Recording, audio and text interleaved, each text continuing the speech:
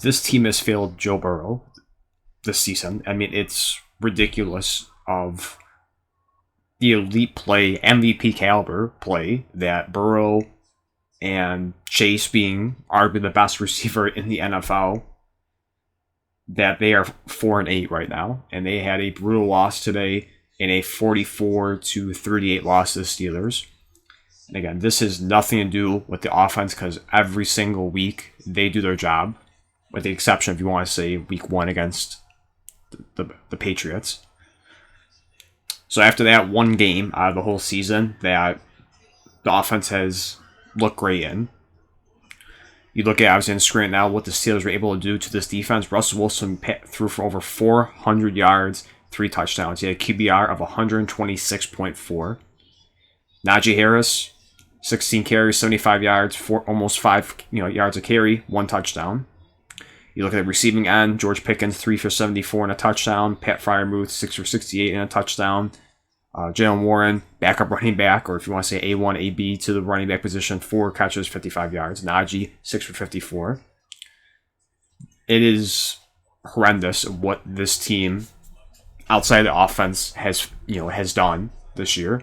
And I wrote that honestly there too. Joe Burrow, MVP caliber. You look at what he's done this season, including this game. He's thrown for 3,337 yards, 30 touchdowns, 5 interceptions, and a QBR of 107.4. Right now, we should be talking about Burrow being the MVP favorite, or leading the MVP race right now. And that's on the bottom of this tweet here. We should. It should not be Josh Allen. It should not be Lamar Jackson. It should not be Saquon Barkley. It should be Joe Burrow for what he's done this season. He has played by far probably the best football he's had in his career. Jamar Chase right now can be considered the best wide receiver in the league. I know you could say Justin Jefferson, but I think the last few weeks Chase has played phenomenal, and statistically he is number 1 up there too. He has 79 catches for 1,142 yards, 13 touchdowns. So you have, if you want to put in the case for Joe Burrow, arguably the best quarterback right now, and Jamar Chase, arguably the best wide receiver in the NFL right now. This offense averaging 27 points per game before this, not counting this game. It's ridiculous. They are 4-8 because the defense cannot stop anybody. You look at it statistically what the Bengals defense has done. This is counting prior to the Steelers game. They ranked 24th in total yards, 23rd in passing yards, 20th in rushing yards, 28th in points, 27th in third down percentage. The complete polar opposite. Again, you can look at the money wise. The vast majority of the money is in the offense, mainly Joe Burrow, soon to be Jamar Chase. We know that T. Higgins' future with the Bengals is running out. He's probably going to leave the team after the season, whether it's it's a trade, franchise tag. If they franchise tag him and try to trade him, or they just let him walk, he's gone. They've already lost Joe Mixon in this past offseason. So it's even with these pieces going, the offense is still doing their job. It's a defense that is, and a coach as well for Zach Taylor as well. They have failed this team that should right now be probably the top of the AFC right now, or at least the team that can beat the Chiefs again in the playoffs and have a second opportunity to go to the Super Bowl in the Joe Burrow era.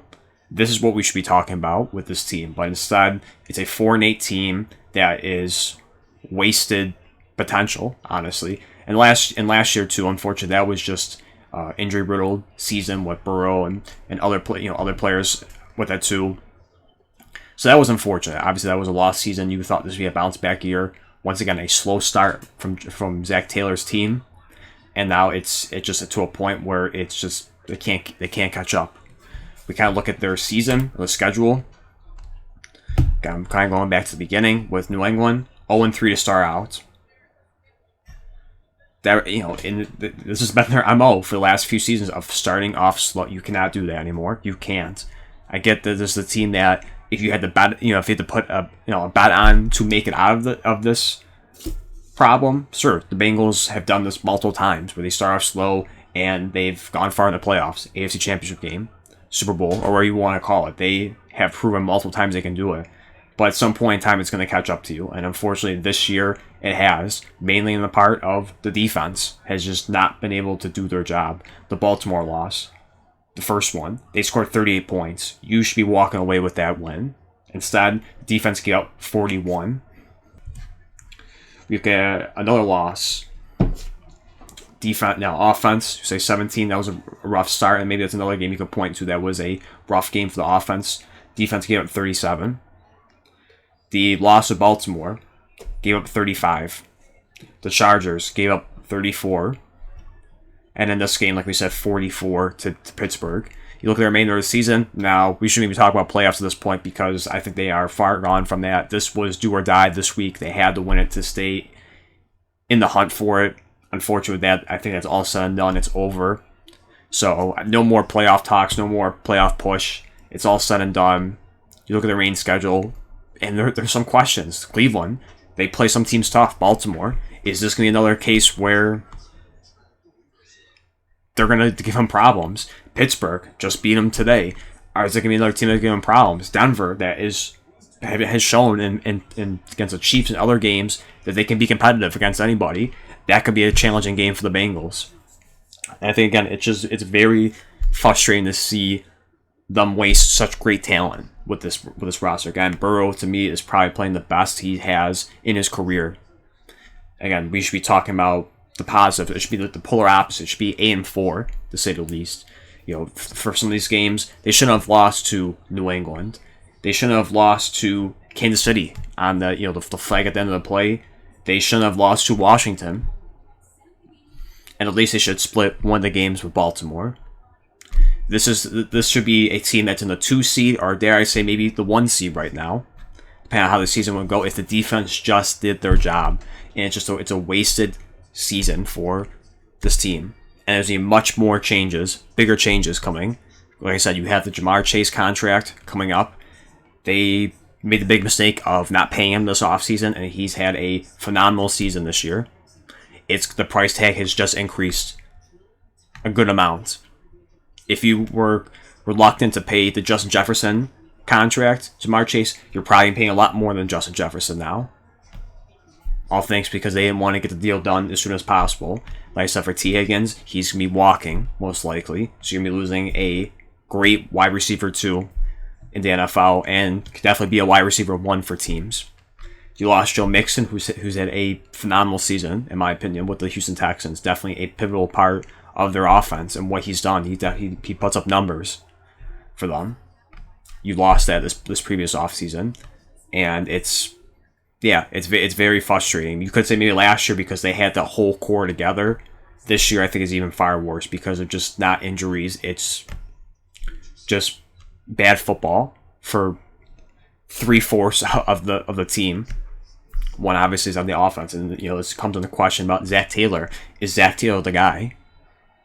Now, unfortunately for Cincy fans, he's gonna be staying around because of what he's done in the past, and this team obviously with Lewis, the previous head coach of him, how long he's been there for. He was there for a very long time, and without even winning a playoff game. So Zach Taylor probably has a long leash with the franchise. He's not going to be fired anytime soon unless he just really drops the ball the next season or two. Don't see that happening with, of course, Jamar Chase and Joe Burrow on that roster. He's going to be around for a while. So unfortunately for Bengals fans, you're stuck with him for another year. So where do they go from here? At this point, it just looks to be just try and rebuild a defense. You have to invest in defense, how much money you have outside of Jamar Chase, whatever you're going to pay him. And trust me, they will pay him. If they don't, another huge mistake by them, and that will certainly wreck the team, no doubt, in a horrible way that they cannot afford. So they have to get this Jamar Chase deal done in the offseason, and whatever money they have left in draft capital, I think a good portion of that has to go to defense. Now, surely you're going to have to find someone to replace T. Higgins, and I have no doubt that they can find a quality wide receiver in the draft or free agency, whatever that may be, on a good contract for them that can put up numbers and help Burrow. But I think most of the capital and the assets have to go to defense. You can't keep wasting what Joe Burrow's doing, because part of two, the offensive line, at some point in time, those hits are going to pile up for Joe Burrow. They are. And soon enough, you're not going to have the same Joe Burrow at some point. You have to get it done now. You have the team capable of doing it, especially against the Kansas City Chiefs. They always give them problems. They always have answers when they face them. They're always in it in every matchup, and that's the top team, the dynasty right now that everyone's trying to chase. If you can do that, you have to do whatever. You have to go all in. You have to do whatever it takes to rebuild this defense very quickly, because that Super Bowl window it might be here today, gone tomorrow, and it's so far right now with the way this defense is looking. It's certainly this year it's gone, and it's another year wasted for their star players on that team. So hopefully that this in the offseason they can turn around. Maybe certainly it's sorry for the video for being a rant, doom and gloom, but it's frustrating because this was a promising season for them. Certainly a team that had a great shot of making the Super Bowl again, or at least going far into the playoffs. And right now we're talking about a 4-8 team with this level of talent, especially offensively, with a phenomenal quarterback, phenomenal wide receiver, and the rest of the team has failed them and has been absolutely horrible for them. So hopefully they can hopefully they can finish the season out strong. I don't know if they can win out. Certainly they have the possibility with the offense, but again, looking at the last three, Cleveland, Denver, and Pittsburgh, it's very iffy. If they're struggling with, today we saw against Pittsburgh or against the Chargers, it's, you can add at least a few more losses. We could be seeing the Bengals have 11 losses this year, which is certainly unfortunate.